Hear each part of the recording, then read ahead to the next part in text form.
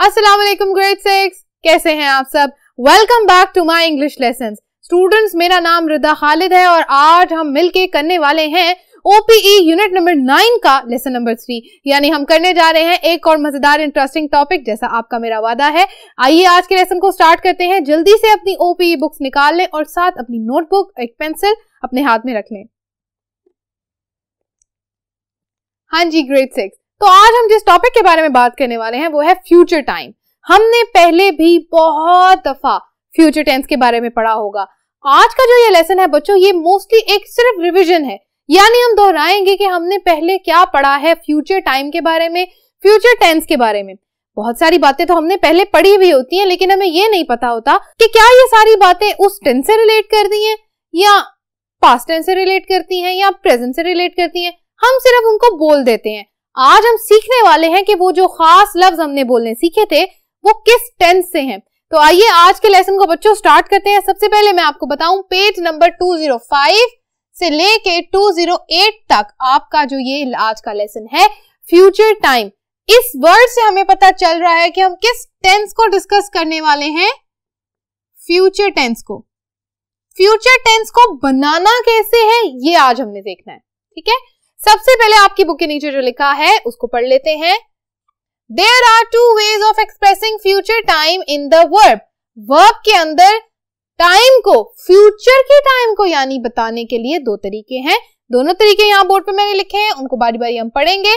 सबसे पहले तो हम देख लेते हैं कि कौन से दो तरीके हैं। पहला, number 1, the most common way of expressing future is with the modal verb will। तो हमें ये पता चल गया कि will जो है ये क्या है जी, एक मॉडल वर्ब है, followed by the infinitive. Infinitive में हमने देखा था कि जहां पर हम टू और बी इस तरह के वर्ड्स लगा के आगे वर्ब लगा देते हैं, यानी प्रेपोजिशन प्लस वर्ब, तो वो क्या बन जाता है, इंफिनिटिव फॉर्म्स। अच्छा, अब हमने क्या करना है, देखना है कि मॉडल वर्ब के साथ आगे क्या लगा देंगे, इंफिनिटिव लगा देंगे, यानी विल के बाद इंफिनिटिव वर्ब लगा देंगे। तो हमें ये पता चल जाएगा कि ये एक तरीका हो गया फ्यूचर टेंस बनाने का।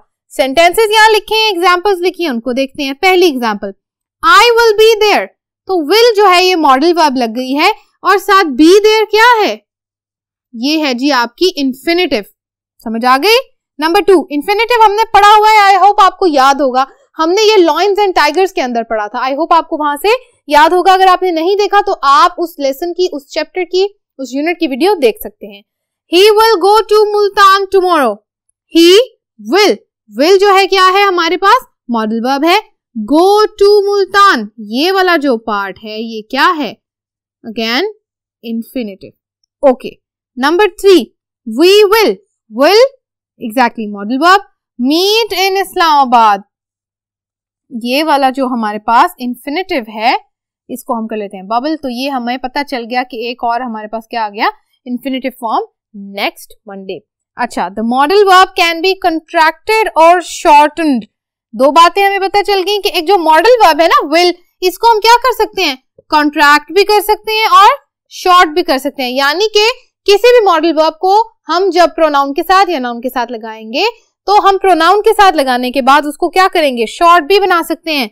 ILL means I will, you will, she will, they will, he will and we will. तो ये सारी जो हमने कॉन्ट्रैक्शंस अभी पढ़ी हैं किसके साथ बनाई हुई है, मॉडल वर्ब के साथ, जिसका नाम है विल। तो यहां तक एक बात तो हमें, एक पॉइंट समझ आ गया, एक बात हमने बिल्कुल सीख ली। आइए बाकी की बातों को सीखते हैं। एक और बहुत इंपॉर्टेंट बात यहां लिखी है, the negative form of a contracted modal verb is want, यानी के वुड नॉट। वुड नॉट को हम जब क्या करते हैं, कॉन्ट्रैक्ट करके लिखते हैं तो वो क्या बन जाता है, वुडंट। और यही यूज होता है फ्यूचर का नेगेटिव बनाने के लिए हमेशा। Okay, example, he won't listen to me. तो जो वोंट का वर्ड है यहाँ पे, क्या हमें ये बता रहा है कि ये हमारी कॉन्ट्रैक्टेड मॉडल वर्ब है ये वाली, और क्या बता दिया हमने, एग्जाम्पल किसकी देखनी है, फ्यूचर की और नेगेटिव की। ठीक हो गया। दूसरा पार्ट देख लेते हैं। Another way of expressing the future is to use be going to plus the infinitive। यानी दूसरा तरीका जो है हमारे पास फ्यूचर को एक्सप्रेस करने का, हम तब क्या यूज करते हैं, एक फ्रेज यूज करते हैं be going to, उसके साथ आगे क्या ऐड करते हैं, इन्फिनिटिव फॉर्म ऑफ वर्ब, जो हमने कहा था टू से स्टार्ट होती है। अच्छा, अब देखते हैं, this is often used in spoken English. हम बोलते हुए ये बात बहुत कहते हैं, I am going to be there on time, मतलब कि मैं जल्दी से पहुंच जाऊंगा।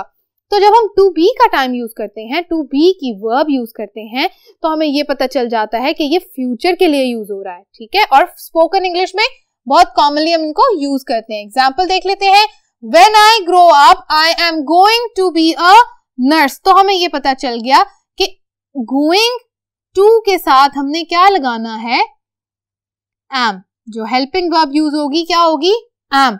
बी अ नर्स हमारी क्या है, इनफिनिटिव, ठीक है।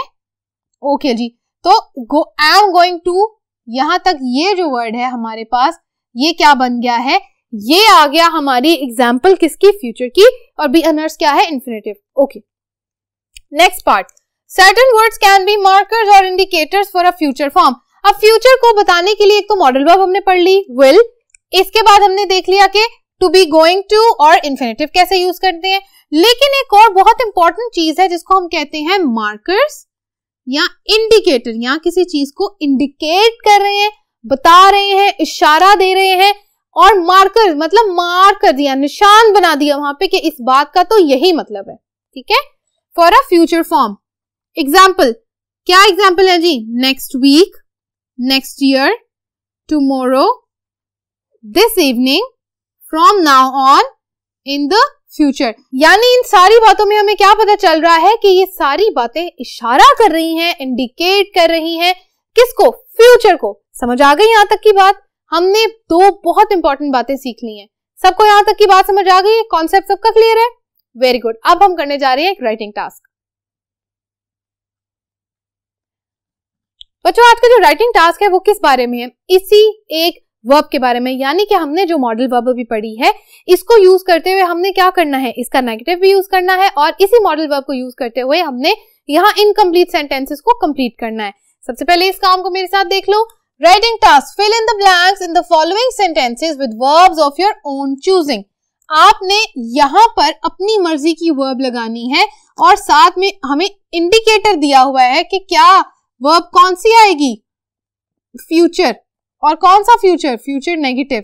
यहाँ पर क्या है जी, यहाँ पर हमारे पास, यहाँ पर हमने लगानी है वर्ब, उसके बाद हमने देना है फ्यूचर। यहाँ पर भी हमारे पास आएगी वर्ब और साथ आएगा फ्यूचर, ठीक है। ओके, नेक्स्ट, यहाँ पर भी हमने लगानी है वर्ब, साथ लगाएंगे फ्यूचर नेगेटिव। उसके बाद यहाँ पर एक जगह आएगा फ्यूचर, एक जगह फ्यूचर नेगेटिव। तो हम इसको यहाँ पर कर लेते हैं प्रिपेयर। अच्छा, अब इस काम को स्टार्ट करते हैं जी।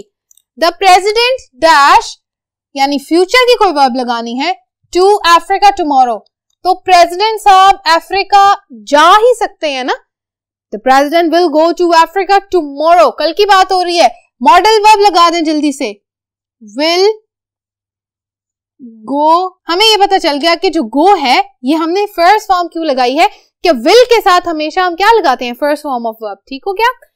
Number 2, these animals dash, future negative बनाना है, a good price at market. ये जो जानवर हैं ये मार्केट में अच्छी प्राइस पे, अच्छी कीमत पे नहीं बिक सकेंगे ऑन वेडनेसडे, वेडनेसडे को, because they are too thin, क्योंकि ये बहुत क्या है, कमजोर हैं, पतले हैं।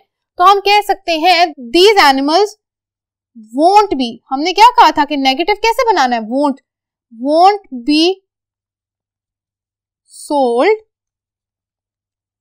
at a good price at market on Wednesday because they are too thin. Okay. Third, the day after tomorrow, I dash, future, my mother in hospital.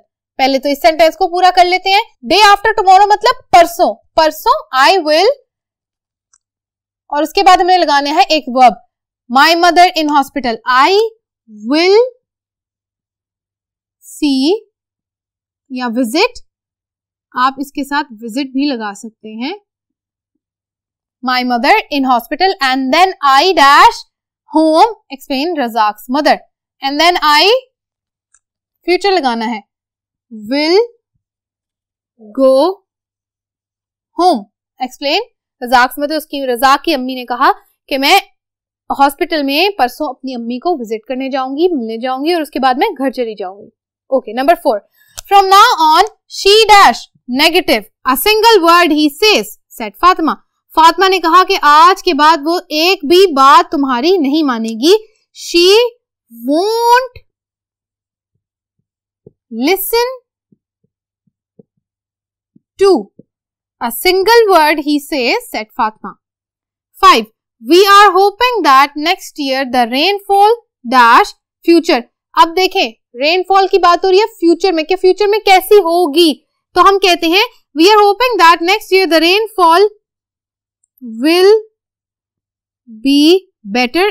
आप इसको इस तरह भी लिख सकते हैं, is going to be, ठीक है। दो हमने यहाँ पे तरीके इसके सीख लिए। And the crops, future negative, won't, सबसे पहले तो वोंट लगा देंगे, won't be as poor as this year.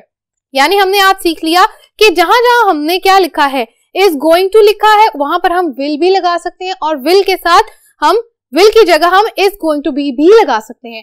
ये दो बातें आपने खुद से देखनी है, अंडरस्टैंड करना है सेंटेंस का मीनिंग क्या है और क्या अंडरस्टैंडिंग बन रही है। ठीक है बच्चों, यहां तक ये राइटिंग टास्क भी हमारा हो गया बिल्कुल खत्म। आज हमने सीख लिया कि फ्यूचर टेंस किस किस तरह बनाते हैं और फ्यूचर टेंस बनाने के टाइम कौन सी बातों को जहन में रखना जरूरी है। यहां तक आज का लेसन होता है खत्म। इसके बाद हम अगले लेसन में मिलेंगे बहुत इंटरेस्टिंग टॉपिक्स के साथ। तब तक के लिए अपना काम करते रहिए, खुश रहिए, अल्लाह हाफिज।